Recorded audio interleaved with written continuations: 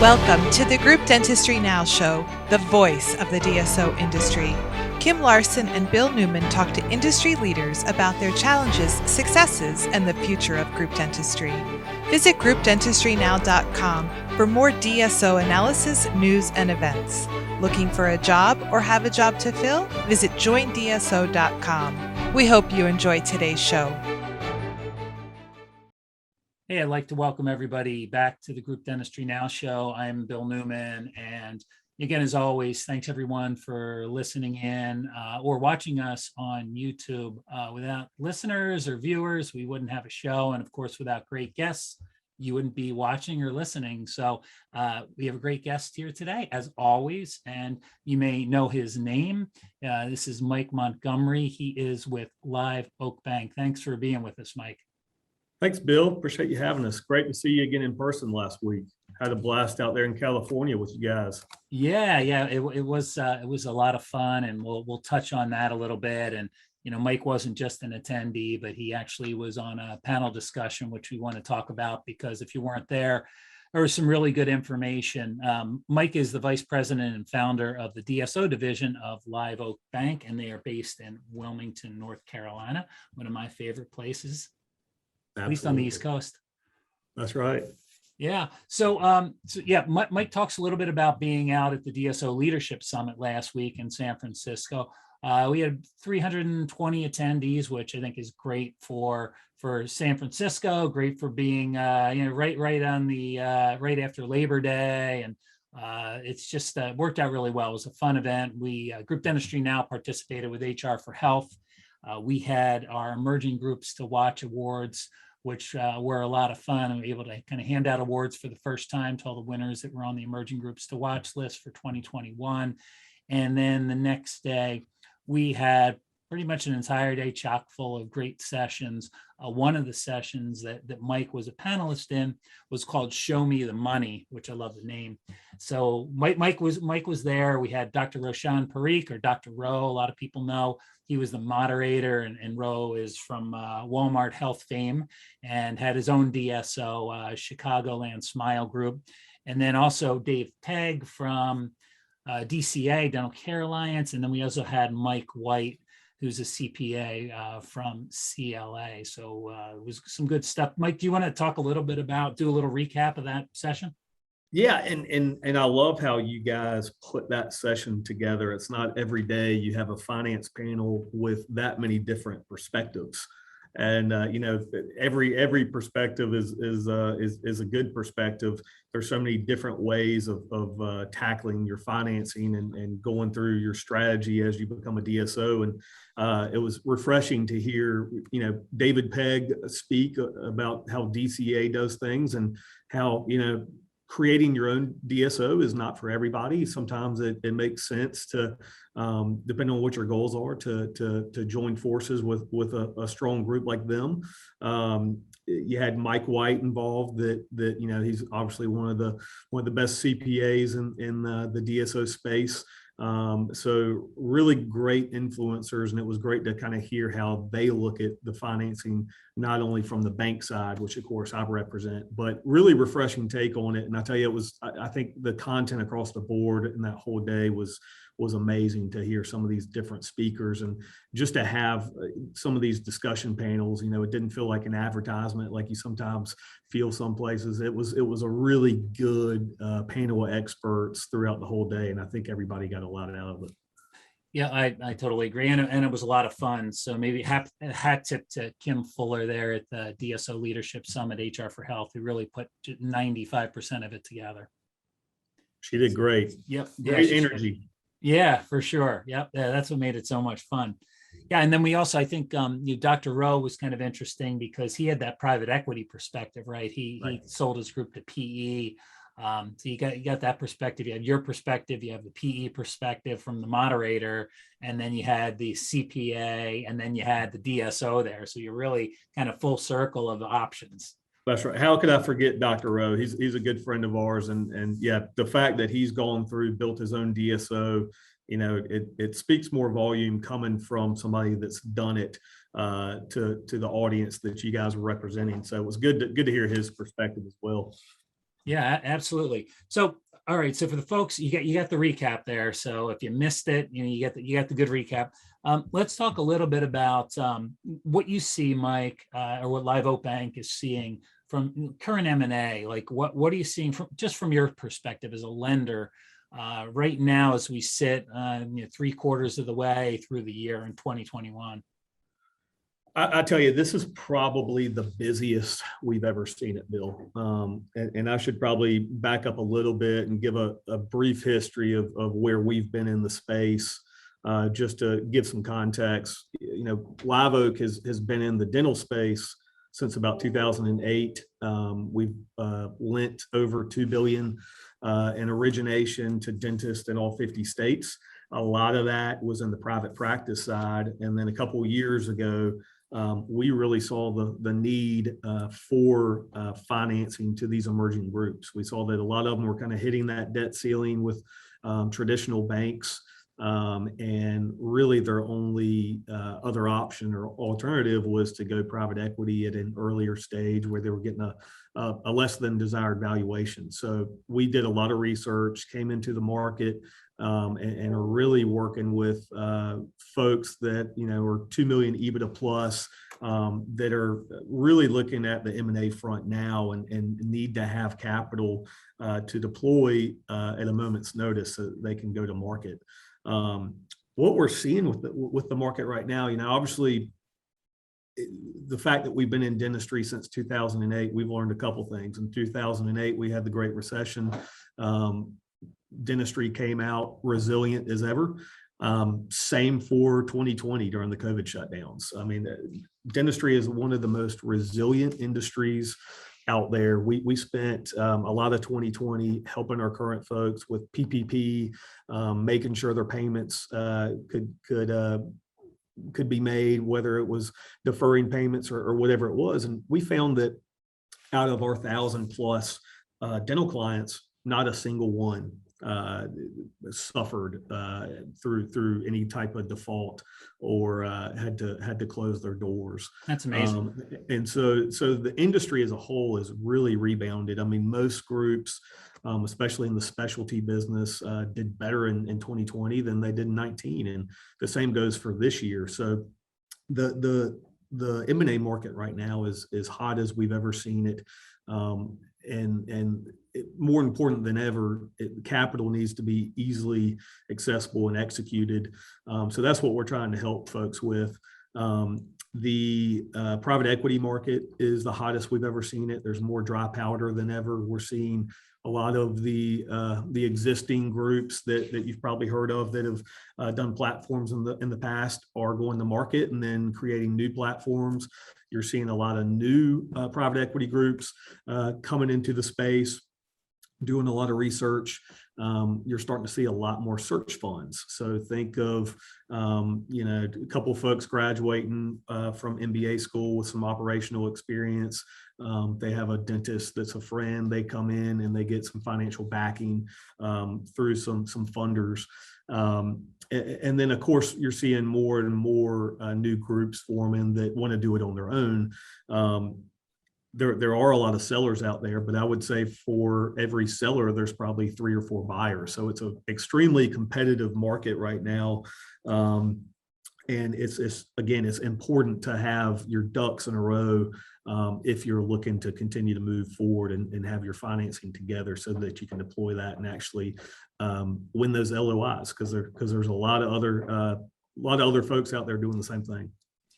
Yeah, some great points, and exciting time to be in the industry. I think things were a little bit, I would have to say, scary for all of us in March of last year, not really knowing how dentistry would react to this. And of course, a lot of practices were closed down. So they reacted to it. They couldn't react, right? They were closed down completely. So fortunately, that was short term and able to bounce back pretty quickly. And, thanks to people like yourself and Live Oak Bank being able to kind of get that PPP together, because that wasn't necessarily the easiest thing to figure out how to apply for.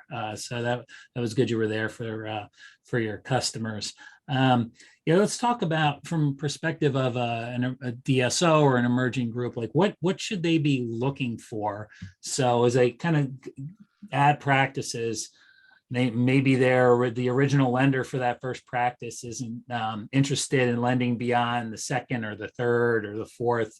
So what should they really be considering when they look at banks? Yeah, that's a great question, Bill. It's financing is a little bit segmented in the DSO space.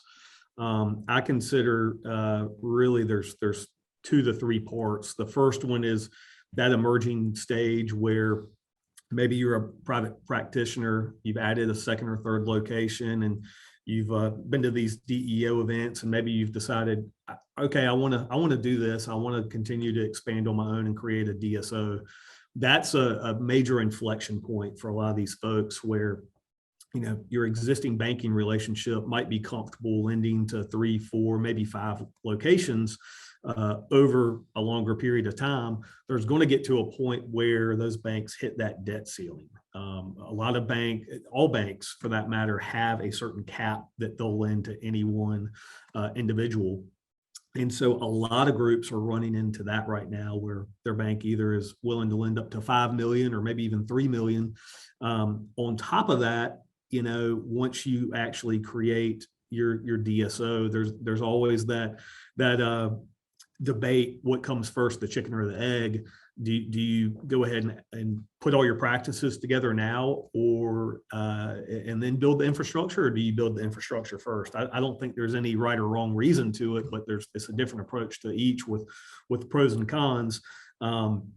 But you know, what we typically see is once groups get to a certain phase and they've established that DSO, they've got their management service agreements in place.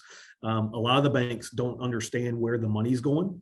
And typically, if you've run out of runway with one bank, you go to another bank and you start to bootstrap, you get in a little bit of trouble with the banks where they really get concerned, even though, you know, there's really no need for concern, and the lending dries up a little bit. And that's when you're faced with okay, what do I do now?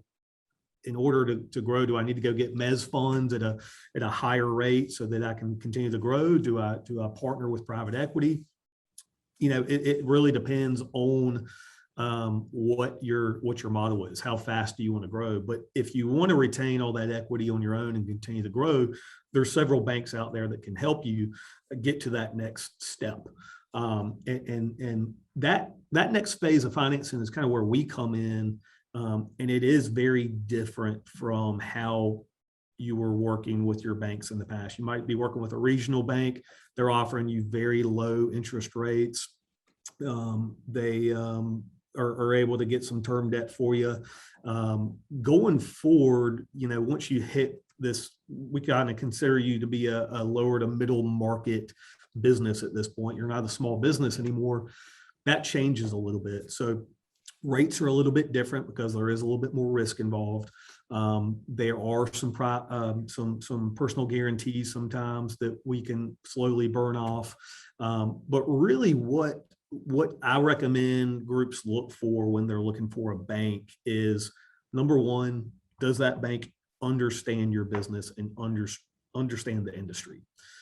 That's number one. I always recommend to folks, interview your bank like you're interviewing someone as a new hire, and make sure they fit your culture, make sure they fit exactly what your goals are.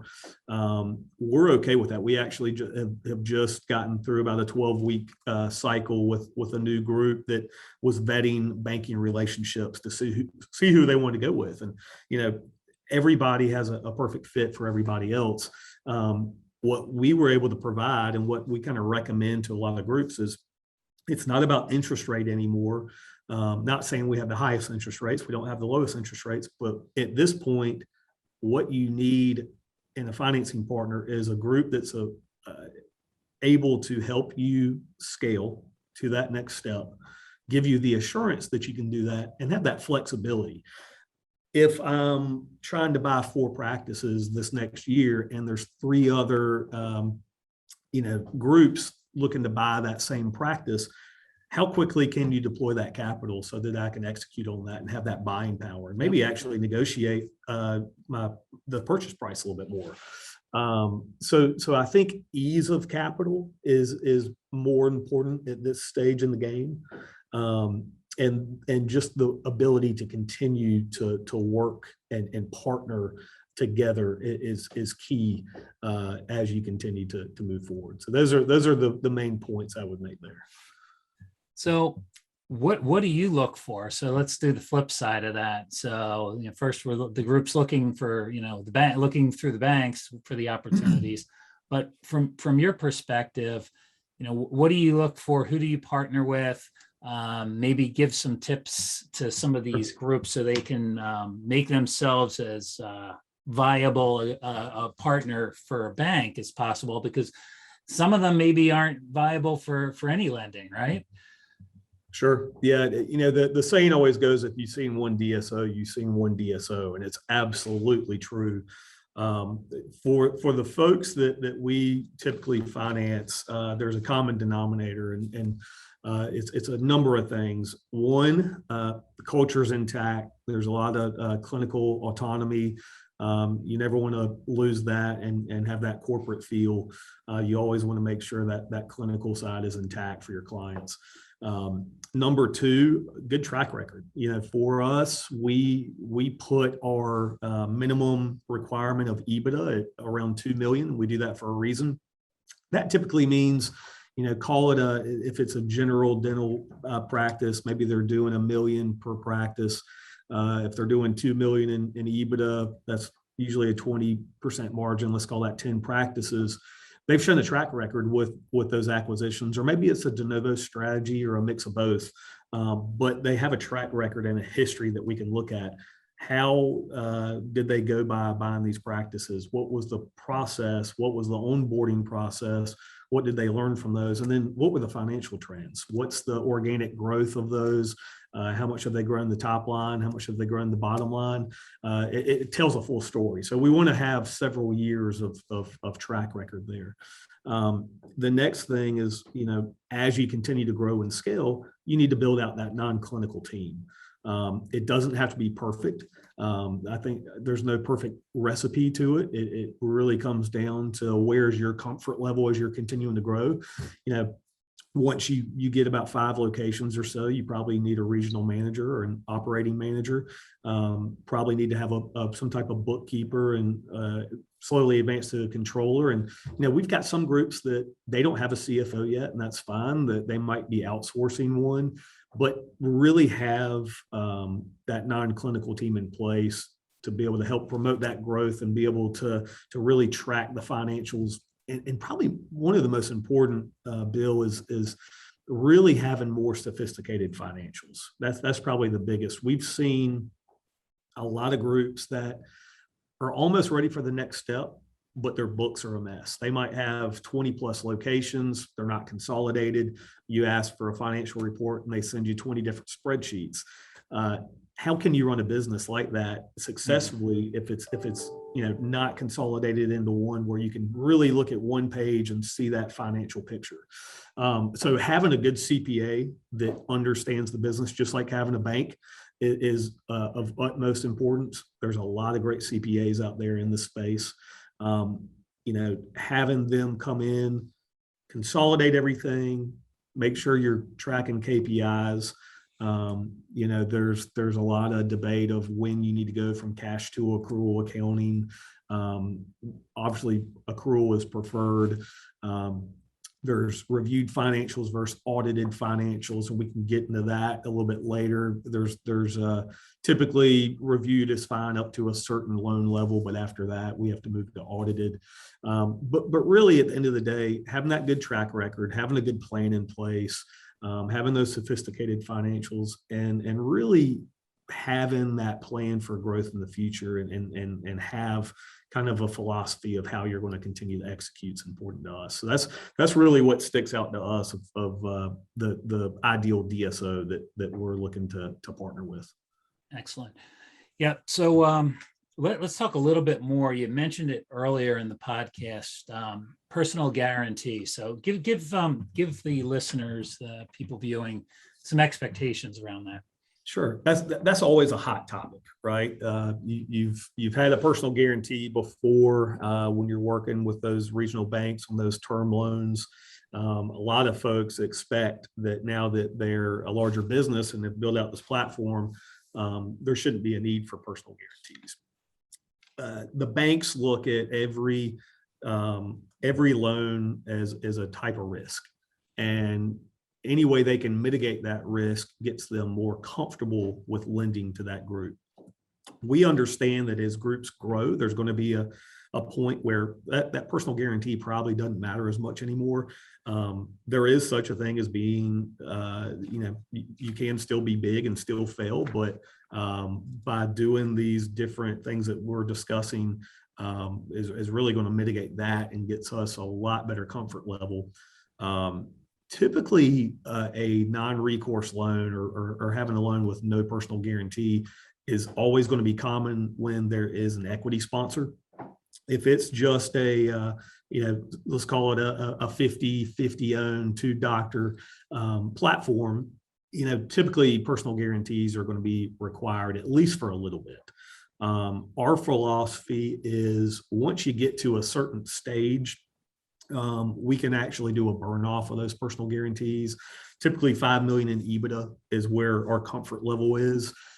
That's coupled with, we do covenant compliance testing, which is a way of really seeing the health of these groups and giving us the ability to continue to lend to them. We look at a leverage ratio covenant as well as a debt service coverage.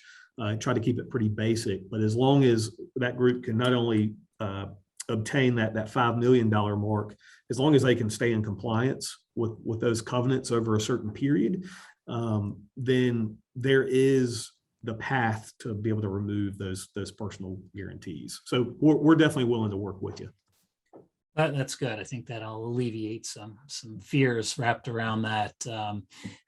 So what about we hear a lot of talk about Ebitda, right? And so I think the sophistication level of even some of the solos out there, they understand Ebitda to a degree, but why is it really so important? Yeah, Ebitda is important for a number of different reasons. One, that kind of tells you where your business is and how it can compare to others. It also is the indicator of how you can value your enterprise.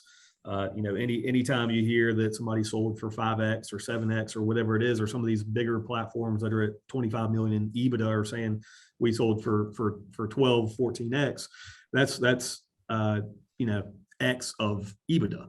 And so Ebitda is the indicator of profitability for us. And really for the banks, that's how we gauge how much we can lend to you. We look at it from a leverage position where, you're looking at your debt to Ebitda. How much debt do you have in relation to that profit?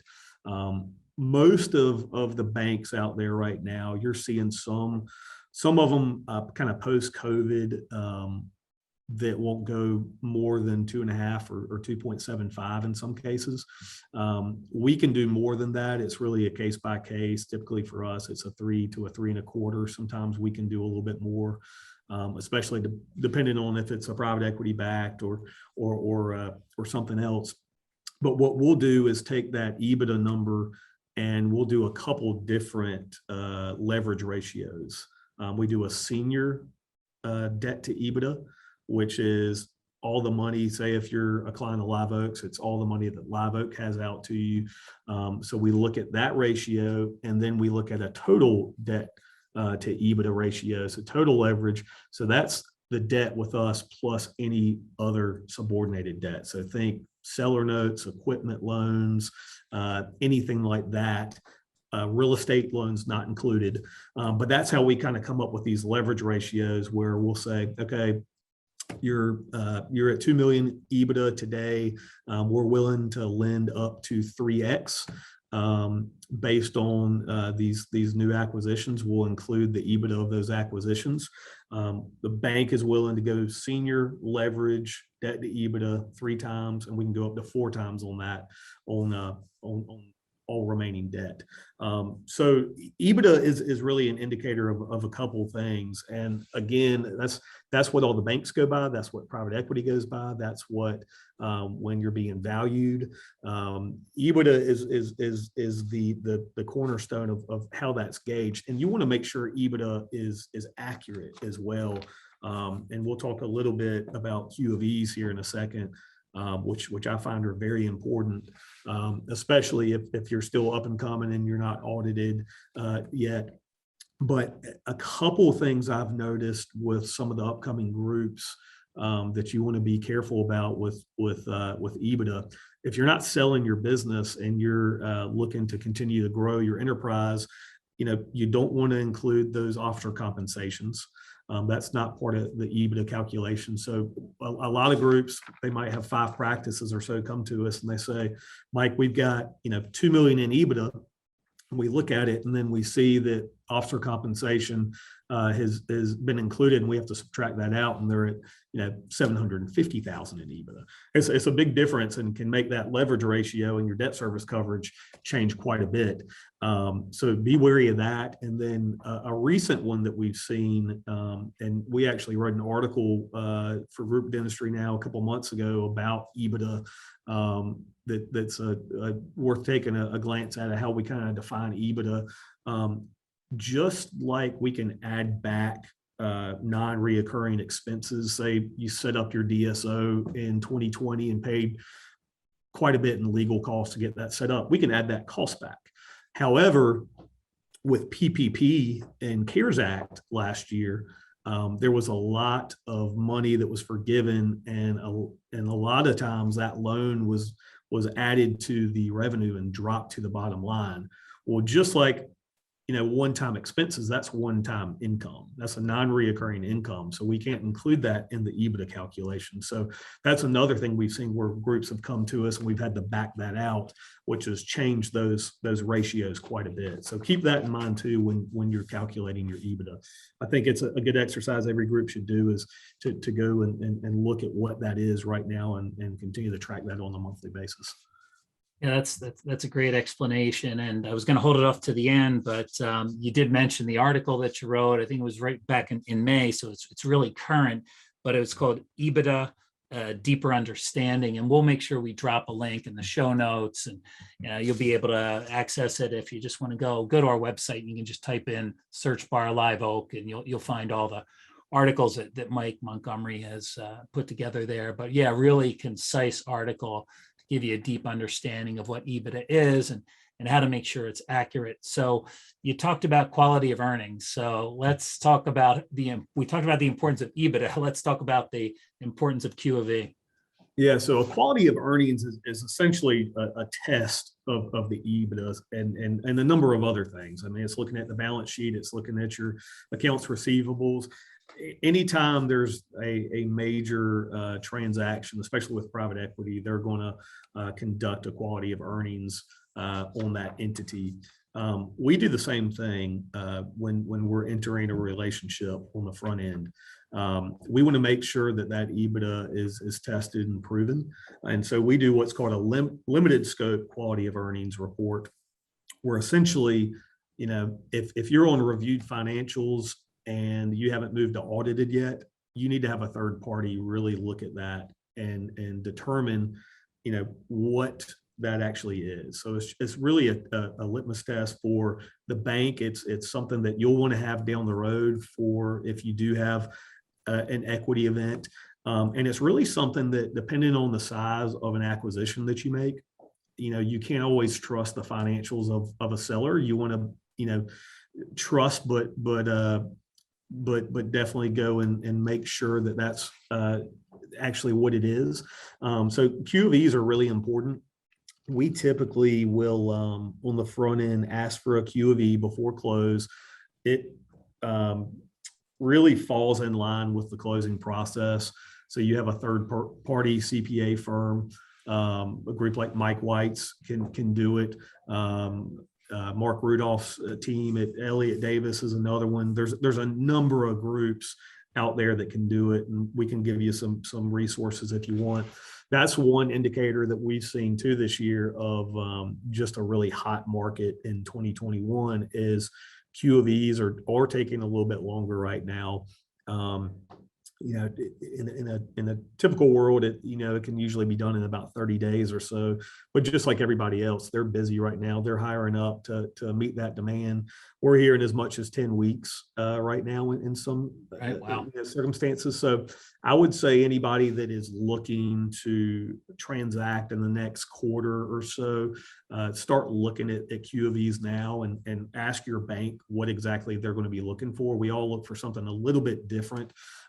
Again, I mentioned we do a very limited scope. It's a fraction of the cost of these other ones, but that just gives us and our credit folks that comfort level of being able to work together. And then moving forward, once you move to audited financials and things like that, we've got a good base to go by. And as you're acquiring these new locations, we can include that Ebitda of those locations. And depending on how big those locations are, there might need to be a single Q of E done on each of those acquisitions. But again, Q of E is something really important. It's something that depending on how much you're looking to borrow, that's going to be a requirement by banks. It's going to be a requirement of all private equity. So it's universal across the board. Excellent. So as we kind of wind this podcast down here, do you have any recommendations for a group to really become bank ready or make themselves, as ready as possible and as optimized, right? So they can get the best rate possible, the best terms possible.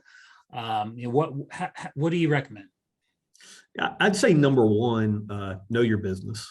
Know your numbers, know what your process is and what your goals are, and have that mission statement. It's okay if it changes a little bit, but to have a plan in place and to be able to deliver that to the bank is really important, so that we know that story. Know the business, know the numbers, and then, make sure you're partnering with the right people, both internally and externally. Your CPA, your attorney, your bank, everybody should be an extension of you and should be a true partnership and all be on the same page to make sure that you're successful. So make sure you're working with the right folks. And then, I can't emphasize enough on the financials. Make sure you've got all your ducks in a row there. You've got consolidated financials. You're tracking that monthly. You're tracking KPIs. And if you do that, the rest should fall together pretty well. But again, it's a business is where you spend most of your life. It's like your child. We know our children in and out. We want to make sure you know your business, and if you do that, then we're happy to be a partner. Oh, that's great. Mike, what's your email address for anybody that might be listening in, so they can shoot you a quick email to find out more?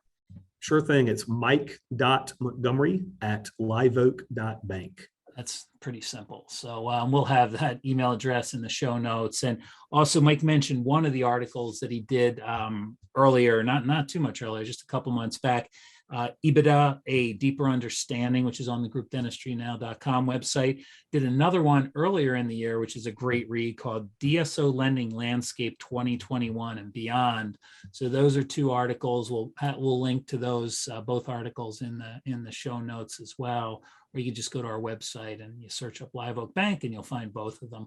But it's been great, Mike. I know I learned a lot on this podcast, and really appreciated seeing you in person. And for the folks that weren't able to do that, at least they get to either listen to your voice or watch you on the video portion of this.